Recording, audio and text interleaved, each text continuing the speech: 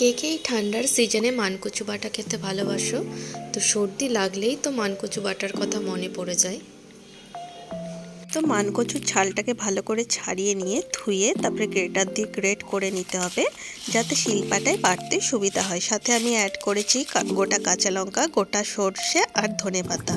তো এইভাবে কাঁচা পুরো শিলপাটায় বেটে নিতে হবে মানকচুটা। তো যেহেতু লেবু লাগবে মাস্ট, তো অনেকেই লেবু দেয় না, যেহেতু এটা কাঁচা বাটা হচ্ছে না, তো কাঁচা খাওয়া হবে, যার জন্য লেবুটা একটু মাস্ট আমি দিলাম যাতে গলা না ধরে।